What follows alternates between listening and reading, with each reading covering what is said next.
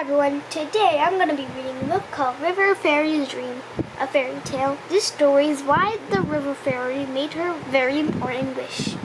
Princess Crystal, the river fairy, was content living in her pretty crystal house by the river. She was the fairy princess of her town, so she watched over the other fairies by the dream river.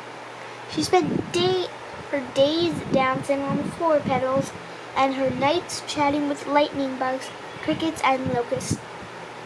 The wind in the reeds and cattails and gentle lapping water sigh were her music.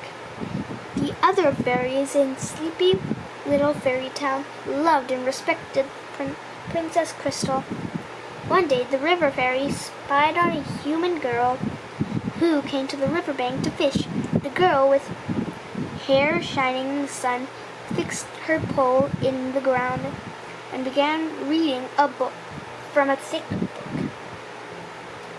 Princess Crystal, fascinated by the child, took a closer look while staying in the shadows far enough away that the girl never saw her.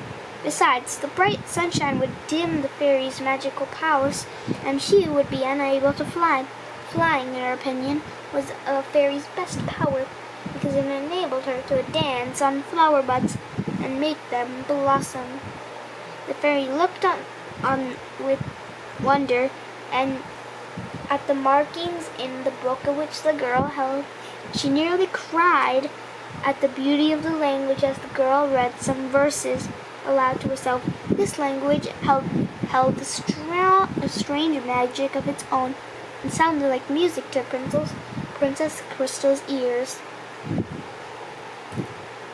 The girl's eyes winded in excitement and delight when she caught a beautiful silver trout, and she disappeared it into the woods beyond the river. The fairy's heart ached. That night, Princess Crystal fell asleep watching the reflection of the moon on the water, and she dreamed. In her dream, she ran with no fairy wings, lifting her up so that she felt the cool grass underfoot and the mud between her toes. She lay on the moss, covered the ground, and watched the leaves as they fluttered in the sunlight above. But the trees no longer hummed in their deep, resonating tones. Caterpillars, ladybugs, and grasshoppers held mystery in their ways not to pretend before. The little crystals and mushrooms that hid along the river shore weren't fairy homes to a child's eyes. They were precious treasures to be discovered with wonder. Even the moon looked more enchanting through the eyes of a human girl. Princess Crystal realized that this was a wonderful childhood felt like, and it was wonderful. She longed to run and fish. She wanted to read the mysterious symbols on the pages and understand the language that had brought tears to her eyes. She ached to speak the words aloud, to sing them and shout them above the murmuring river. She yearned to experience the innocent wonder of her childhood.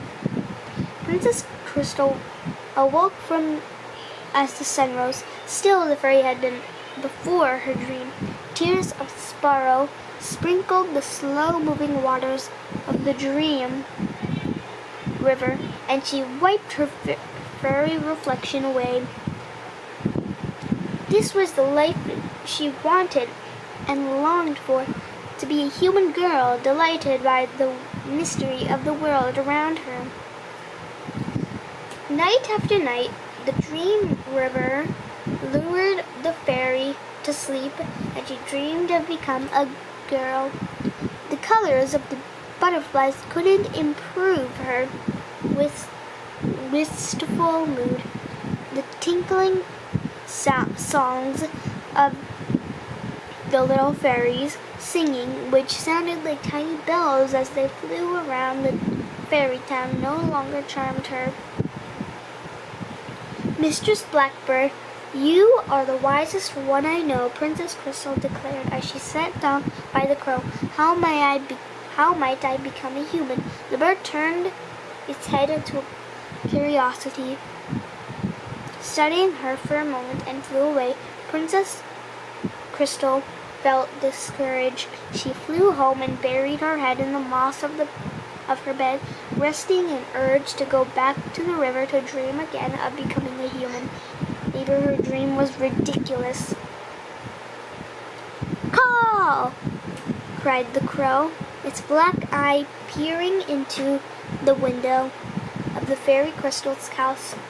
Princess Crystal flitted out, trying to become mesmerized by the moving current of river that continued to call her.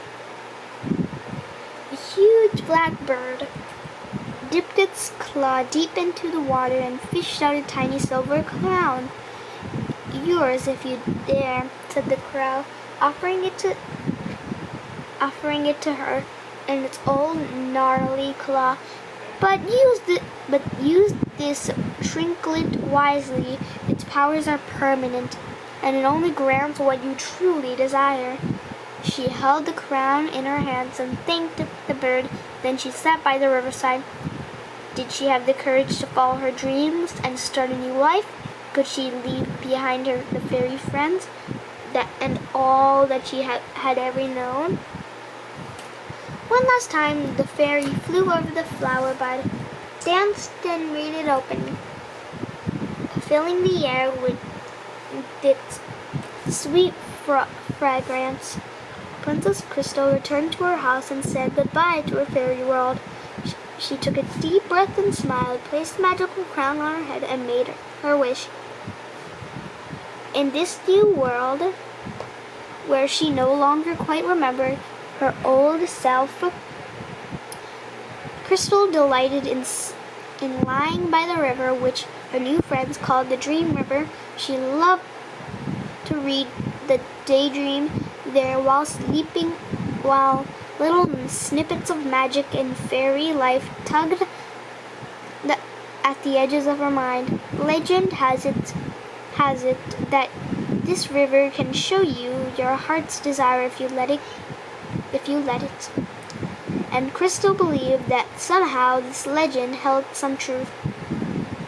As the child napped by the Dream River, fairies fluttered in the shadows, watching over the princess-turned girl. If you enjoyed this book, I hope you enjoyed this book, and I hope to see you in my next episode. Thank you for watching. If you like this video, please subscribe to our channel and give a thumbs up. I will see you in our next video. Bye!